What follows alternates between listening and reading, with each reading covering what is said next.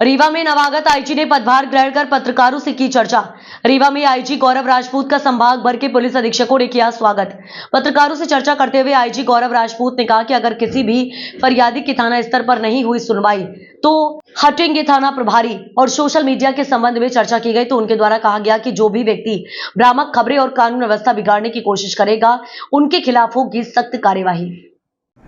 Rewa IG बनने के पश्चात मेरी 2 प्राथमिकताएं और 5 लक्ष्य हैं। 2 प्राथमिकताओं में से सबसे महत्वपूर्ण जो है वो है prevention and detection of crime, यानी कि अपराधों का पतासाजी करना और उनका अनुसंधान करना। और दूसरी है maintenance of law and order, यानी जो कानून व्यवस्था है उसको न सिर्फ माकूल रखना बल्कि उसको और सुदृढ़ करना। 5 जो लक्ष्य हैं उनमें सबसे महत्वपूर्ण है जो महिलाओं और नाबालिगों के प्रति अपराध हो रहे हैं उनकी रोकथाम करना। नंबर 2, जो नशाखोरी बढ़ रही है, जो कोरेक्स और बाकी सब यहाँ फेंसिडिल वगैरह सप्लाई किए जा रहे हैं उनकी पीछे जो नकाबपोश है उनका पर्दाफाश करना। ट्रैफिक व्यवस्था तीसरा सबसे महत्वपूर्ण लक्ष्य, क्योंकि नेशनल हाईवे यहाँ से निकलता है, काफ़ी सारे एक्सीडेंट्स होते हैं, उस पर हम कितनी बेहतर तरीके से काम कर सकते हैं ये सभी पुलिस अधीक्षकों के साथ एक बार बैठक के पश्चात उसको क्लियर करेंगे।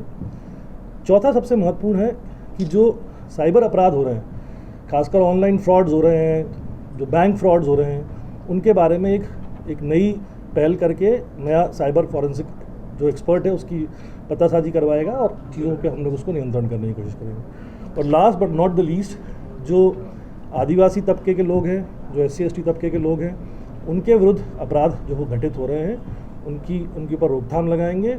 और जो भी सबसे अंत्योदय व्यक्ति है उसको पूरा न्याय देने के लिए हम बिल्कुल प्रतिबद्ध रहेंगे। सर, दिल्ली की सबसे बड़ी समस्या कोरेक्स है, उससे कैसे निपटेंगे?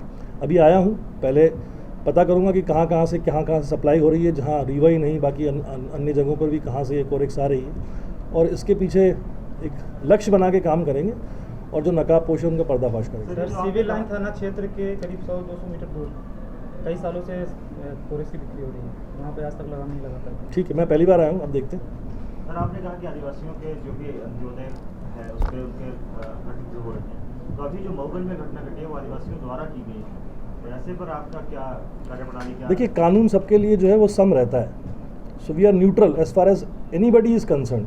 लेकिन हमारी प्राथमिकता हमने बताई है, क्योंकि हम लोग हमेशा संवेदनशील पुलिसिंग की तरफ भी रहते हैं। तो जो बच्चे हैं, जो नाबालिग हैं, जो आदिवासी तबके के लोग हैं, उनके प्रति हम संयमशील रहें, उनके प्रति हम संवेदनशील रहें, ये मेरी आकांक्षा है।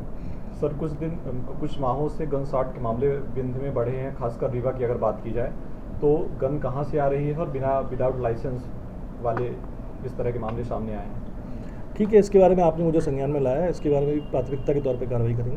सर, रीवा में ट्रैफिक भी सबसे बड़ी समस्या है। मैंने आपको पहले ही बताया, ट्रैफिक जो है उसको सुधारने के लिए पुलिस अधीक्षकों के साथ एक बार बैठक लेंगे और देखेंगे किस तरह से उसमें कुछ नया नवाचार करके किस तरह से ट्रैफिक व्यवस्था को और सुचारू रूप से सुदृढ़ किया जा सकता है। आपने सड़क दुर्घटनाओं की बात की है, तो सुहागे में आए दिन एक्सीडेंट होते हैं और कई बार बैठकें हो चुकी हैं, दूर से लोग मतलब PWD और डिपार्टमेंट के लोग बैठक कर चुके हैं, लेकिन ये जो मामला है केवल बैठक के ही सीमित रहता है। आप इसको कैसे सॉल्व करेंगे, क्योंकि आए दिन वहाँ एक्सीडेंट होते हैं? हमने कहा कि हम सिर्फ बैठक तक सीमित नहीं रहेंगे, हम नवाचार करेंगे। जिस भी क्षेत्र में नवाचार की आवश्यकता है उस क्षेत्र में नवाचार करेंगे। मेरी प्राथमिकताओं में जितने ज़िले हैं उन ज़िलों की सबसे पहले जो रात्रि गश्त व्यवस्था है उसको सुदृढ़ करना है, उसमें नवाचार करना है। और ऐसे जहाँ जहाँ हमको मौके मिलेंगे, जहाँ जहाँ हम इम्प्रूव कर सकते हैं वहाँ हम इम्प्रूवमेंट करने की कोशिश करेंगे। सर, देखा जाता है कि थाने स्तर पर लोगों की सुनवाई नहीं हो पाती, जिसकी वजह से बड़ी घटनाएं घटती हैं और बड़े अधिकारियों पे लोग चक्कर लगाते रहते हैं, तो उसको कैसे मैनेज करेंगे? थाने स्तर पर सुनवाई ना होने के बारे में मैं बिल्कुल स्ट्रिक्ट हूँ कि अगर मुझे ये पता चला कि थाना प्रभारी ने जानबूझकर लापरवाही पूर्वक अगर सुनवाई नहीं करी है या किसी अन्य तरीके से उसने पुलिस की गरिमा को गिराने की कोशिश करी, तो फिर वो थाना प्रभारी नहीं रहेगा। सर, जनता और पुलिस के बीच जो गैप बढ़ गया है उसको कम करने की क्या पहल? देखिए, पहले तो मुझे लगता था कि जनता के साथ में हम लोग जनता दरबार आयोजित करते थे।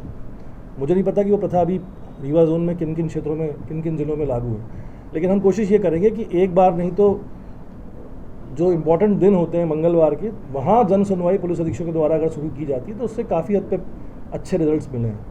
तो अगर वो नहीं है तो उसको शुरुआत करवाएंगे। सर, नियम तो बहुत सारे हैं लेकिन फॉलो नहीं होते।